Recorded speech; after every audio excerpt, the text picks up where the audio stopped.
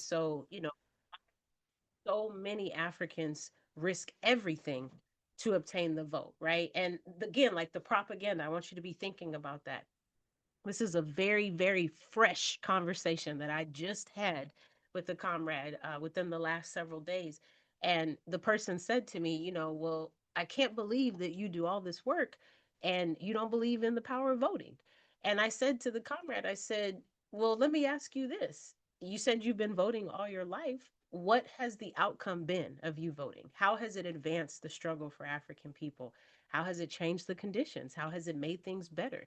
From where I see it, we are at the very bottom of the poll when it comes to financial security. We're at the bottom of the poll when it comes to the ability to take care of our families. Economically, we're struggling. Don't get me started on the gender wage gap or the racial wage gap. Don't get me started on those. And then let's also highlight the most obvious one, which is why I got my degree, health disparities. We are the sickest of sickest people. We are dying at rapid rates when we don't need to be dying so young. And we are continuously dying, and we tend to have comorbidities on top of that. So it's not enough that we have cancer. We also have diabetes. It's not enough that we have, issues with heart disease, but we also have issues with our asthma. So I'm just saying, like, these are consistent things across the board. And it's not just in America, it's in the diaspora. We are struggling everywhere, everywhere. So I asked the comrade, I said, so how has voting changed that? How has it changed the conditions? And I think that it's important for us to think about how many of our people, everyone from Medgar Evers all the way to Miss Fannie Lou Hamer and others, were terrorized. They were beaten. They were even murdered. And we have to remember their names and say their names. And why? Because they dared to demand a vote? Why are we saying that notion? Why are we saying that when we don't really have the foundation to understand that it was much more than that?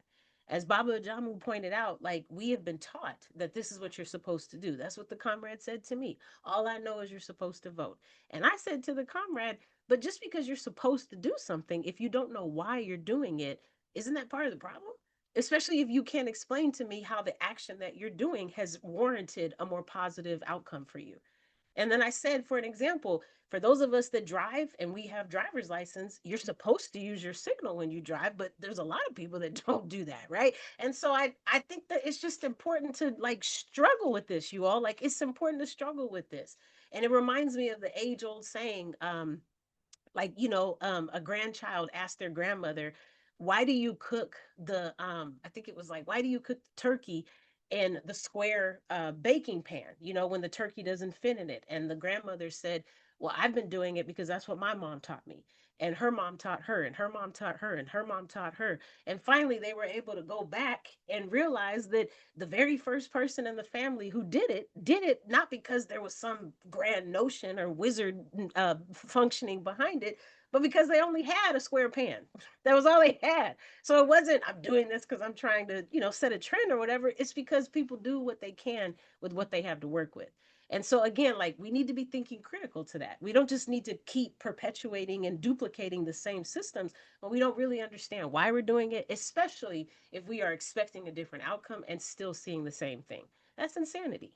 It's also important to note that because they saw voting, so our ancestors saw voting as a tactic, we could use that to obtain power to change our conditions. They understood that it was very critical to this overarching conversation. But I want to repeat what Baba Jamu said. It doesn't mean that it was the end all be all. And it certainly didn't mean that that was the only way that we were going to obtain freedom. That is very important to note, because if you are not careful, you will allow the propaganda to make you feel guilty, and you will allow the propaganda to make you think that if you are like myself and you have never ever voted in your entire adult life, and I'm very proud to say that, then it will make you feel like something is wrong with you. It'll make you feel like you are a disgrace. It'll make you feel like you have disrespected your ancestors, spit on their names on their graves, and completely made them turn over in disgust.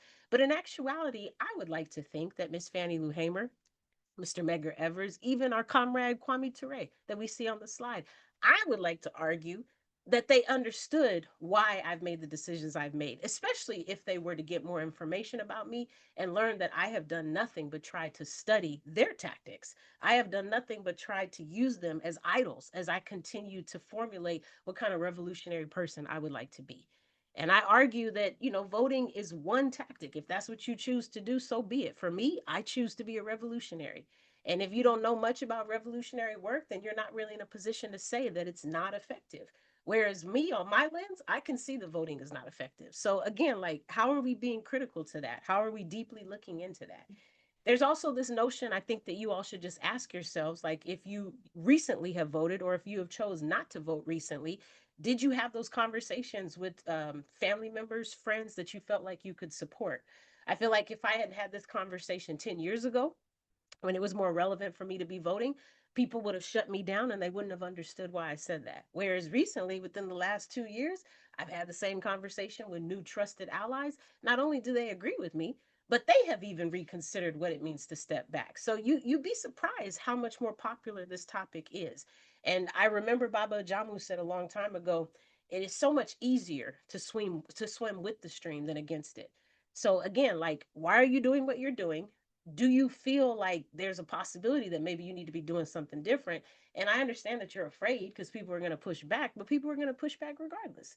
So if you're not worried about what other people are thinking because you're so determined to just try to be integral with what you do, it's definitely something to consider, right? So let's talk about white supremacy. So, Frederick Douglass once said that power concedes nothing without a demand. Power concedes nothing without a demand. It never has and it never will. End quote. So Mr. Douglas understood that we cannot expect the system to treat us right just because that is the human and right thing to do. That is the correct and noble thing to do. We cannot expect that. We must understand that we have a responsibility as oppressed people to organize the different mechanisms that are needed for us to be able to ensure that the system can be accountable and how it treats us in a more equitable and humane way. But we have to take that on. We have to take that labor on. I was in work study yesterday, and the question was posed: whose responsibility is it once we achieve a United States of Africa, based on Dr. Kwame Nkrumah's notion about Africa being a unified socialist Africa? And the question was posed: whose responsibility is it for us to achieve that? And so a couple of people said a couple of answers, and then one comrade said, personally, I think it's on the Europeans. I think that they need to be held accountable. I think that we don't need to let them off the hook. And I think that they need to contribute something. And then the person laid out how they would expect the Europeans to do that. They talked about how they should, be giving agency in terms of giving us space to do that or donating some money or whatever that looks like. And so I said to the comrade, I appreciated you laying out those steps. I think that's interesting. And I think we need to be thinking about, so when they say no, and they're not willing to help us, how do we still maintain this USA that we have established, this United States of Africa? And so the comrade was like, yeah, I hear your point, and it's definitely a conversation we need to keep having. And so, again, I'm just saying to that, like, those are the different mechanisms that I'm talking about. In this case, it would be a conversation and work study. But at a later point, maybe it's a reading material that we found that further supports that notion of how there will still need to be some type of relationship between Africans and Europeans after we do achieve our one unified socialist Africa. Europeans are still going to need the resources that are coming from our land, and they will have to work with us to get those. It may not be the best, healthiest relationship because there's been trauma and harm that's been done, but it doesn't mean that they're going to need to give up because they still need our diamonds. They still need our gold. They still need our cacao. They still need so many things from us: rubber, coltan, cobalt. I could go on, right? So these are the things that we have to be thinking about. And so these mechanisms are to ensure that the system has no choice but to treat us better, right? As Kwame Ture, formerly known as Stokely Carmichael, said, and again, you see his image on the slide, in front of Jackson, Mississippi courthouse, in front of the Jackson, Mississippi courthouse in June of 1966, after the March Against Fear, or what some might call the Black Power March, quote, we must build a power structure so strong that we can bring it to its knees every time it messes with us. I'm going to read that again.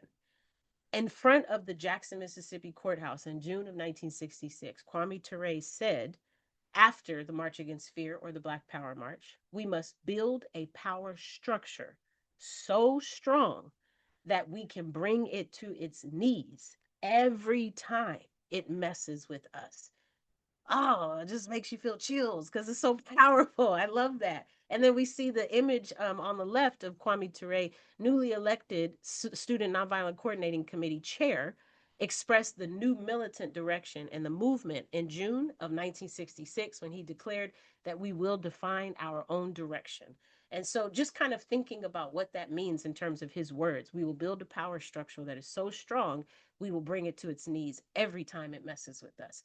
That means that that's going to take a very collective, wide stream approach of organization, you all. That means we're going to have to be consistent. We're going to have to be dependent. We're going to have to be reliable. We're going to have to show up. We're going to have to be responsible. We're going to have to take this seriously. We're going to have to understand that this is bigger than ourselves, right? This is all of that what Teray was talking about. We're going to have to understand that this is bigger than us as a people. And more importantly, we're building a power structure that can be maintained even after we pass away, because we don't want this power structure to take over and to get our children. We don't want this power structure to take over and impact our grandchildren.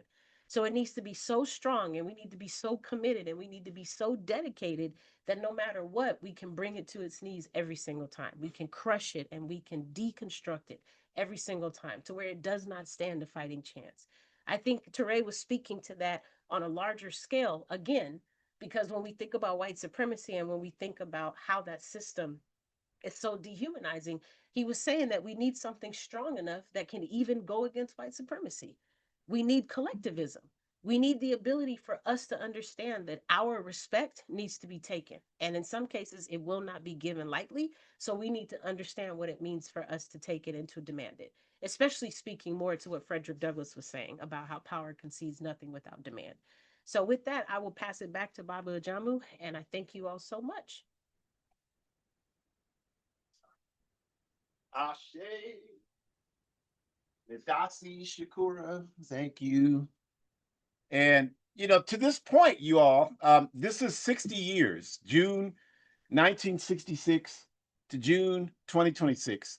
Since that march, Shakur talked about the March Against Fear, or the march where the Black Power slogan was produced from the SNCC organizers. And of course, that brought in the change in the civil rights movement, um, from the Freedom Now slogan of the Southern Christian Leadership Conference and Reverend Dr. Martin Luther King to Black Power, from Kwame Ture and Mukasa Dada and Cleve Sellers, Ruby Doris, Smith Robinson, James Foreman, all of the militant element within the Student Nonviolent Coordinating Committee. Eventually, Jamil Abdullah Alameen, who was H. Rap Brown before that, and the whole Black Power movement that began to take over uh, our communities here in this backward country and around the world. So that's important to know, because these are the folks who spent time in prison fighting for the vote. These are the folks who were beaten and as Shakur mentioned, many of them killed for fighting for the vote. And so that's the question that we ask this next phase of this discussion. Voter repression. It's as American as apple pie. This concept has happened over the last couple of weeks, where this U.S. Supreme Court voted to strike down the 1965 rather, Civil Rights Act. And from that, all of these backward reactionary crackers and graham crackers across the nation have been putting in these redistricting campaigns to really just take the vote out of the hands of the African masses. This really, the most recent, this has been something that's been done for the last 150 years, since the Freedmen's Bureau campaign after the end of the Civil War in 1865. But this is the latest iteration that was aimed primarily at the Congresswoman from Texas, Jasmine Crockett, in her bid to win a Senate seat.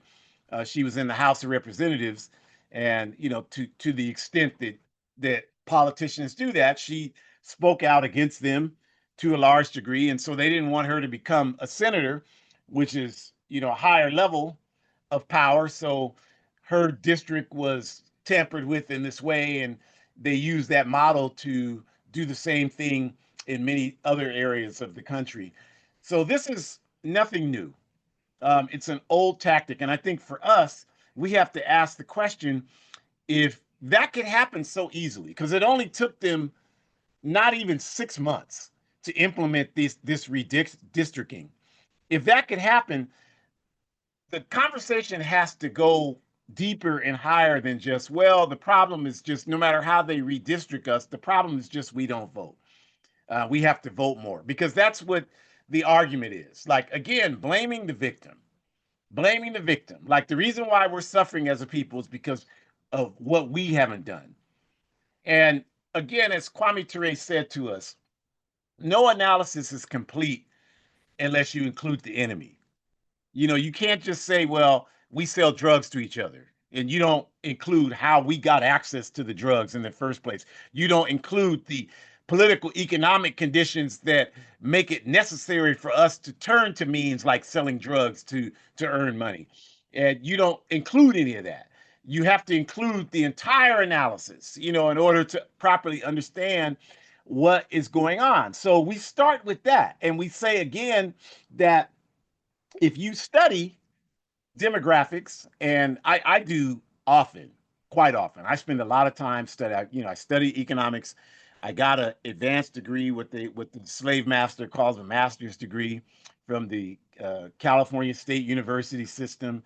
And from that period, which was over 40 years ago, I've used the study of demographics to help me come to a lot of logical conclusions about how this world operates, how this backward cesspool society operates. And one of the examples of that is you look at this question of voting on a national level.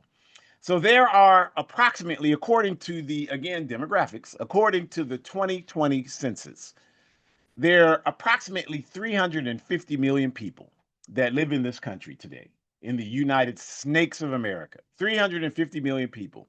Of those 350 million people, approximately 100 million of them cannot vote. They cannot vote because they have suffered the conviction of a felony which prohibits them from voting in most instances. They cannot vote because they're not so-called US citizens. They cannot vote because they're not 18 years of age yet. They cannot vote because maybe they suffer from dementia or Alzheimer's, some condition that would prohibit them from being able to make, a decision about voting.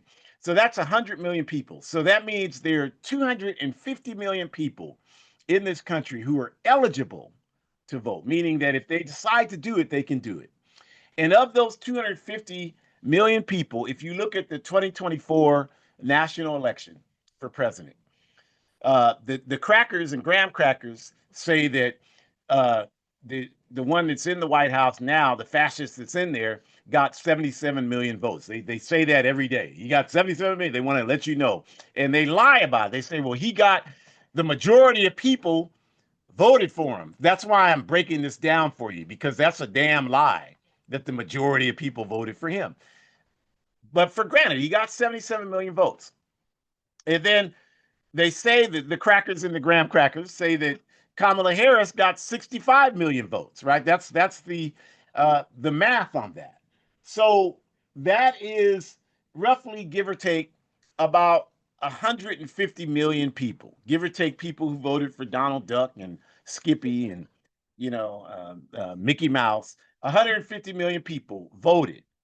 So that leaves 100 million people who did not vote in the 2024 national election. And so the analysis comes in, the emotional perspective is that, well, they didn't vote and they're the reason why we're in this situation. Again, blaming the victim. And that's all to it. Like, in other words, the framing it that way concludes that if the only option we have available to us is to vote in capitalist elections. And if we choose not to do that, then we are siding with the enemy. That's what that analysis is saying. But how insane that is. We have just African people, we have a number of people who have chosen different pathways to contribute to our people's forward progress. The Black Panther Party in this country, they did not, until 1973, they did not, and most people don't even know about that period of the Black Panther Party. 99% of us know 1966 to 1971. What I would argue is the first phase of the Black Panther Party, when it was started in Oakland, California, when it grew into a national organization, when COINTELPRO, the FBI, engaged in its program to destroy it. All of the people that you know affiliated with the Black Panther Party come from that period. Huey P. Newton, Bobby Seale, Bunchy, Apprentice Bunchy Carter, Fred Hampton, Geronimo G. Jaga, Assata Shakur. All of these folks come from that period of time. So clearly, that was, I would argue, the most influential period of the Black Panther Party. That's the period where they started their free breakfast program, where they started the National Free Breakfast Program, the National Sickle Cell Anemia Program, the National Grocery Program, all of the things that they're known for, their survival programs that they saw it. They didn't do any of that voting in the capitalist system. They didn't do a single thing of that. The Universal Negro Improvement Association is the largest organization worldwide African people can have ever had, between 3 and 6 million people in 33 countries. And they didn't do that by voting for none of these crackers and these graham crackers. People like El Hajj Malik El Shabazz, Malcolm X, Elijah Muhammad, all of these types of people did not, you don't know those names because they voted for somebody or they ran for political office. You know their names because of the organizing work that they did to fight for our people. So to sit here in 2026 and suggest that if you're not voting, then you're against our people. That is the analysis of our enemies, you all. Whether it's intentional or not, that's exactly what it is. 100 million people didn't vote. And to suggest that all 100 million people that didn't vote didn't do it because they're irresponsible shows how ignorant you are if you believe that. The truth is that 100 million people decided, I'm not playing that game for whatever reason. I'm not saying all 100 million people are on the same page. Of course they're not. But I'm saying one thing that I can confidently suggest is that they all agree that, like, yeah, that's not worth my time. Now, their reasons for believing that may be different, but that's not even the point. The point is the majority of people, if you say 77 million voted for one cracker and 65 million voted for a graham cracker, and another few million voted for other people. And so that's 150 million people total, 77 million, 65 million, a few million. That means the majority of people didn't choose to do any of that. 100 million people. That's not my opinion. That's a fact. He didn't get the majority of votes. The cracker didn't get the majority of votes. The graham cracker didn't get the majority of votes. An indictment against the capitalist system got the majority of the votes. You can't argue that. It's irrefutable. You can argue, well, my brother didn't vote because he's lazy. Okay, that might be true, but your other brother probably voted because he's lazy. He didn't want to do anything to cause any risk to himself. So this is an analysis that we start with to make this discussion today, right? Because although this country talks about being the most free country on earth, remember, please don't ever forget, African people have only had the right to vote in this country for 60 years. There are many people, including myself, who are older than that, who are older than our right to have the vote in this country. So how the hell can this country be the freest and most democratic country on earth? There are countries that have no technological advancement that at least had the humanity to give their people the right to vote. You know, there was an old interview with Minister Louis Farrakhan with Mike Wallace. And Mike Wallace was saying Nigeria, this is in the 90s, Nigeria was the most corrupt country on earth. And that's what Minister Farrakhan said to the cracker. He said that we haven't even we had the right to vote in Nigeria before we had it in this country, because Nigeria got its independence in 1960 and people voted in 1960. We didn't have that here. I mean, understand this, you all. The 14th Amendment, read it for yourself. It was written in the 1700s, supposedly giving us the right to vote. And whenever we tried to do it, we were met with terrorist violence. So we didn't get that right. So that's why they have to push for the 1965 Voting Rights Act. And that passed. And then now they've exchanged their white sheets for suits, for Brooks Brothers suits, Shakura. They've changed now. Yeah. So it's no longer Jim Crow, it's Professor James Crow now. That's what it is. But it's the same thing. They're still denying your right to do that, right? So this is not a free and democratic country, right? We talked about these things. So clearly, all of these things are not worth the paper that they're written on. Or as Kwame Ture said, the Constitution, toilet paper. And I wouldn't even wipe my pristine ass with that filthy piece of paper. But that's what it is. It's not worth the paper that it's written on. And it means nothing whatsoever. Nothing whatsoever.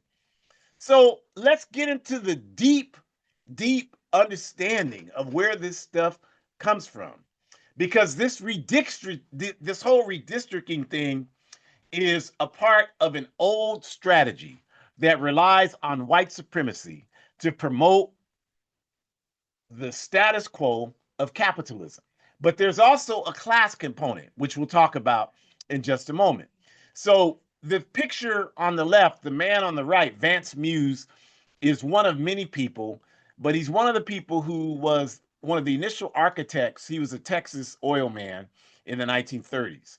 The cracker's long been dead now, but in the 1930s he was here, and he was one of the initial strategists of the Southern Strategy, right? And the Southern Strategy was a tactic designed to promote racism without seeming like you're promoting racism.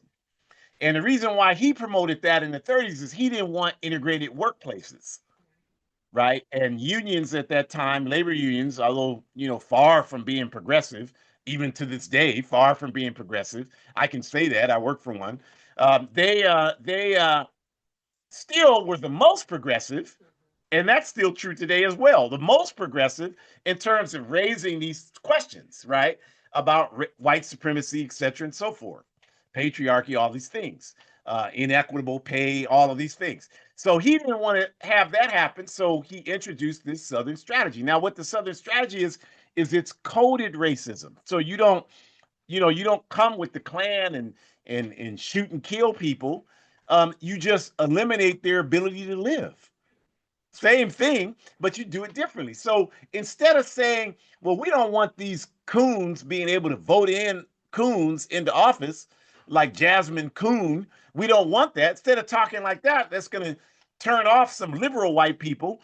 Then instead, they'll say, well, we have to make sure that the people decide how the voting structure is established in each state, and that it's done based on the population. You get some flowery ass language like that, and that's what they've done to do this, so that many people who don't consider themselves racist support these redistricting efforts. Even some colonized people support this, right? So Southern strategy, it's a dog whistle, is what it's a racist strategy. It's been around forever. And redistricting is a part of changing the parameters of a geographical district to ensure those districts are invited in ways that weaken the African vote. Whether you call it gerrymandering, that's what it is. Another name for it. It's been a long time Southern strategy tactic. It regrew wings in 2025, as I mentioned, to go after this African woman, Jasmine Crockett, and to do that. And that's what happened there with that. But I want to spend the bulk of the time talking about what we should do about that. Because so often, this whole thing is so reactionary. Like the way that we participate in the US voting process is all about reacting to the white power capitalist system.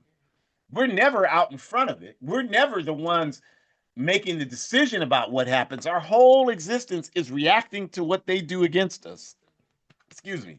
And that's not a winnable strategy in the long term for us. So that's what we have to talk about, right? So let's talk about it in the context of the capitalist system and African empowerment. The capitalist system and African empowerment. So there are many liberals that are African within the Democratic Party in this country. And these people argue that the solution to all of this is just like I said earlier, more of us have to vote.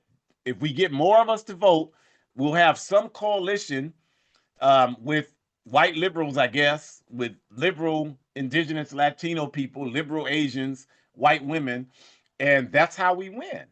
But our argument in response to that is not us moving in a position of power, because we're still reliant on all these other things, and we have to continue to react to all these other communities and how they see us, and then the class component that we don't talk about.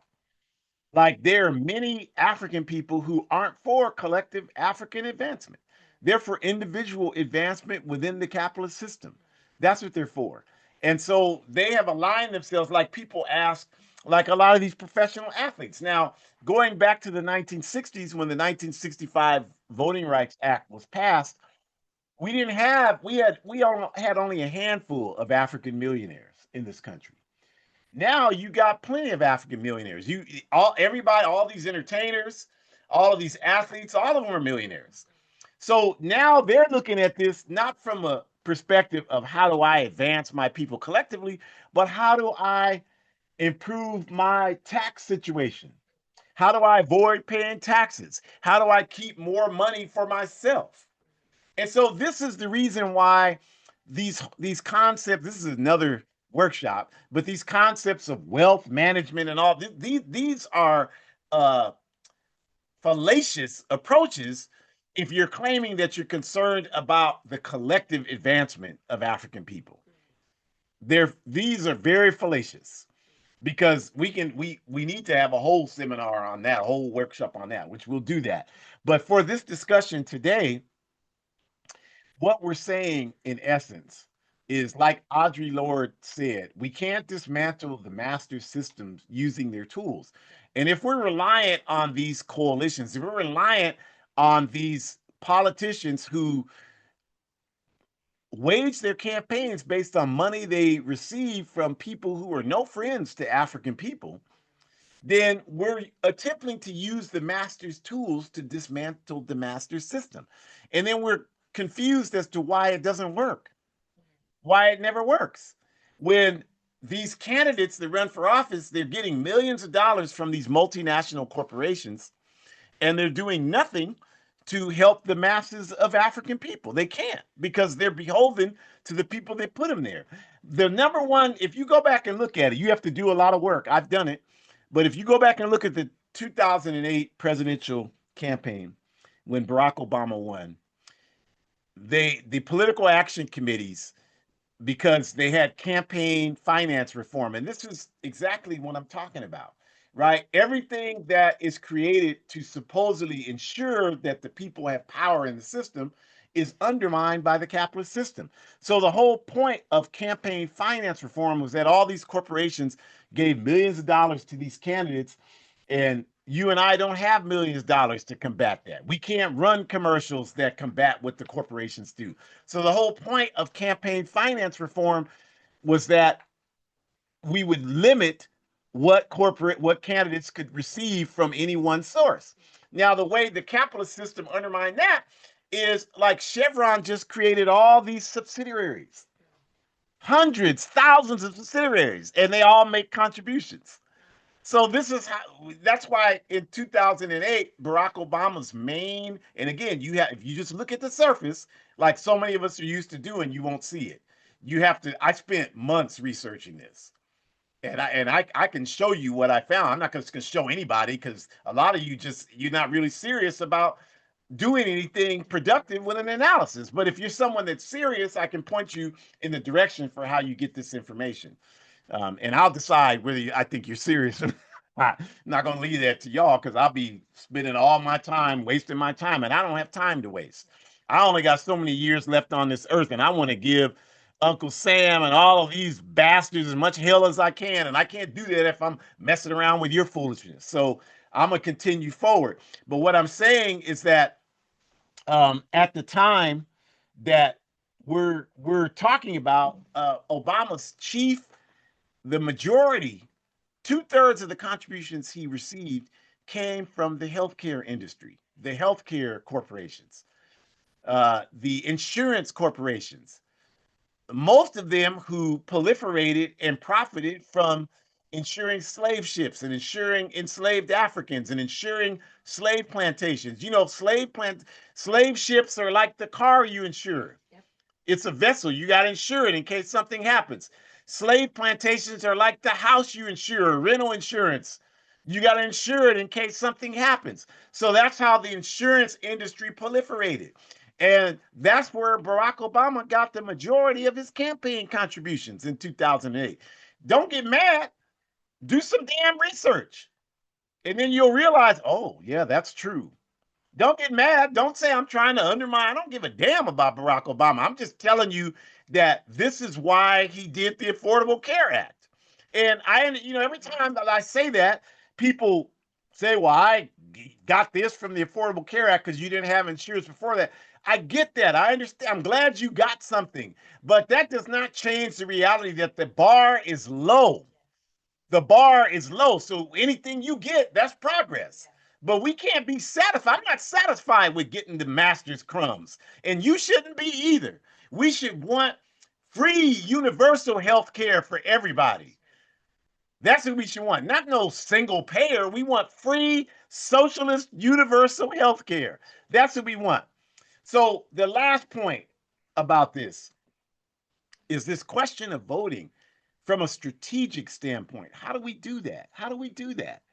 Well, there are ways we do it because a lot of you think, you know, even people close to me say this to me. Even my wife says this all. You don't like voting, and I'm like, you're not understanding the analysis. It's not about whether I like voting or not. It's about what do we do that is best positioned to bring us the power that we need. And I actually believe that we could find some use for voting in achieving that objective. I just don't believe that we can do that the way the system is set up now, where all you do is just go vote and you don't even have any understanding of how to hold the system accountable to you, even if who you elect wins. You have no way to ensure that person is accountable to your interests other than calling his office and talking to some college students that he brought in there just to talk to you and never even hear about the call, nonetheless do anything, or just meet with you when you go there and listen to you nod his head, not even take notes, which tells you not serious. You can't tell me if any of you out there met with a legislator, you're a goddamn lie if you tell me, oh, they took copious notes, they read the notes back to me. Bullshit. They just listened to you, nodded, told you what they thought you wanted to hear, and then went to the golf course after that. Because that's how the system is set up. So that clearly is not working for us. Like Shakur said, we still are mass incarcerated. We're still blown away at will by the police and vigilantes. We just had the young African South Carolina blown away, killed for they said he stole some goddamn water, right? I mean, this is our reality. We still live in the most substandard housing. We still have the lowest paying jobs. We still die sooner than anybody else in this backward ass country. So there's been no progress. That's a damn lie. Anybody saying that is just been smoking some really good stuff, I guess. I don't know. I don't smoke it, but if you believe that, you really found yourself a way to avoid dealing with reality. That is not true. So we have to look at this differently. What do we need to do? And the solution is we have to build movements that can hold this system accountable. It's not going to do what we want it to do. We're revolutionaries. We want to destroy the capitalist system. That's what we're working to do. But you're not. Most of you aren't going to work to do that because you're not working to do that. So you're clearly not going to do it. You might be telling yourself you support that, but I know you don't support it because you're not doing it. So if you're not going to do that and you're saying, well, I'm going to vote, then at least figure out that the best way to make sure voting accomplishes a methodology to bring us some power is that we have to build a movement. There has to be a movement behind the voting. Voting can't be the whole focus like it is right now. It has to be a part of a larger strategy. It has to be a part of a larger strategy. And don't lie and say you have a lot. No, where is that larger strategy today? Who has that? And I'm going to tell you that cracker Ross Perot, that ran for president in 1992 and 1996, they built a movement. I can't remember the name of his movement offhand, but he ran for president. And this is the reason why Bill Clinton was able to win, because the vote got split. Ross Perot ran, Bill Clinton ran, and what the other old cracker is dead? George Bush ran, and that's how Clinton won. And the reason what Ross Perot did is they built a movement. They had 11,000 volunteers nationwide, not even a large movement. But what they were able to do, go back and research it for yourself, is they were able to find that people in Congress were writing checks without any money in the bank. And they had all the people, like 2/3 of the people in Congress had $400-500 overdraft fees that they weren't, and the banks were just cashing their checks because of who they were. And so the Ross Perot campaign exposed that and supposedly stopped it from, I don't know if they stopped it or not, but the point is that if you overdrew a check for $5, Yeah. they're charging you all kind of money, and if you keep doing it, they sending the police to your house. And that's what they were saying, and they were correct to do that. Even just that little insignificant thing is an example of the power you can wage when you have a movement. Now, there are much better examples. Like, I've said this before, all of you have seen the picture of Reverend Dr. Martin Luther King shaking hands with El Hajj Malik El Shabazz Malcolm X. Everybody's seen that picture. So many of you have seen it, I didn't even put it on the screen. You've seen it. You've seen the two of them shaking hands. It's reportedly the only time they ever met, as far as we know. Nobody knows, virtually no one knows, why they were in the same place at the same time. What were they doing? Did they meet so that they could shoot pool at the pool hall? Is that why they met and shook hands? Did they go to the rib joint and Malcolm ordered fish because he didn't eat pork, and Dr. King ordered pork ribs, and they sat there and ate ribs and fish? Is that why they were in the picture meeting? Were they in the picture meeting because they were going down to pick up some women and rent a hotel? No, none of that. None of that. They were meeting because they were in Washington, D.C. They were at the Capitol building. This was in June of 1964. The national legislature was in session. The House of Representatives and the Senate were in session. And Malcolm X was there because he was criticizing the hypocrisy of the U.S. capitalist system. And he saw the Civil Rights Bill as an example of that hypocrisy. He said it in his Ballot of the Bullet speech. He said that they passed the legislation. He said that we're not Americans, and he was 100% correct, because he said if we were Americans, they wouldn't have to pass laws to give us our rights. He was 100% correct, and so that's why he was there. Dr. King was there because Dr. King had a movement. And he was, to his credit, he was meeting with all these legislators, including Lyndon Baines Johnson, who was president of the U.S. at that time. And he told each and every one of those crackers, because back at that time, they all were crackers. He was telling each and every one of them, now you got graham crackers in there, but it used to just be white crackers. Now you got brown crackers in there. But King was telling all of those crackers, if you don't pass this bill, we are going to remove you from office. And them crackers were scared, especially the ones that were relying on African votes. And the Democratic Party relies on African votes. They just take us for granted because you all don't even create any reason for them to respect you. You just, we gonna vote for them regardless. They know that. They know you're gonna vote because they see that other cracker on the other side. They know you don't want that. And they're like, well, they don't want him because he's gonna put them in concentration camps. We're not gonna put him in concentration camp. We're just gonna starve him to death. So they're gonna vote for us. That's all you got right now. But what King did is the correct way. Build a movement that's focused on social justice. Now, right now, the only entities I see doing that are people like the Poor People's March, that movement. They're struggling to the best of their ability. And there are other groups doing it, but not on a mass scale like we had with Dr. King in the 1960s in the Civil Rights Movement. That's what y'all need to do that support this voting thing. And if you don't put work into doing that, you're not serious about the voting system bringing any collective advancements for African people. You're just trying to do something that makes you feel better about the oppression at best. At worst, you're trying to maneuver a way for you to have an opportunity to have something good happen for you from the contacts that you make, but you're doing nothing to advance the masses of our people. Now, again, this is not our lane. We're revolution. We're going to continue. The flyers on the screen show you we had thousands of people in countless countries commemorating African Liberation Day. Scores of thousands of people across the world in English, French, Portuguese, Spanish, Swahili, all of these languages. That's what we did in the last 2 weeks. African people everywhere. For all you coons out, oh, our people ain't never going to unite. We just showed you that it's already happening. We showed you that it's already happening, and we're just getting started. We're just getting started. You can see all the just I just took some flyers I had here. We have the one in Niamey, Niger. You see that there. We're doing that there. We had another one here. I chose this flyer, North Carolina. The top one is from Azania, South Africa. The one to the left is from Oakland, where Shakur and I were.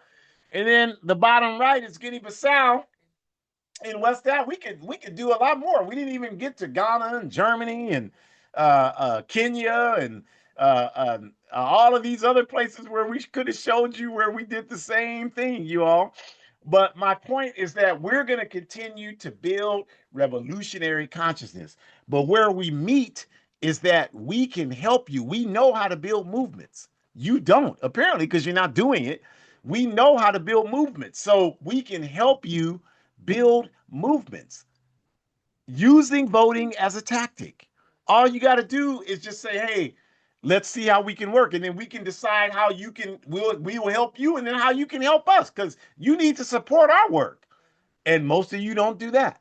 So build movements to support your voting campaigns. Otherwise, all you're doing, even with the best of intentions, is selling our people out to a life of servitude towards a system that we hold no power in.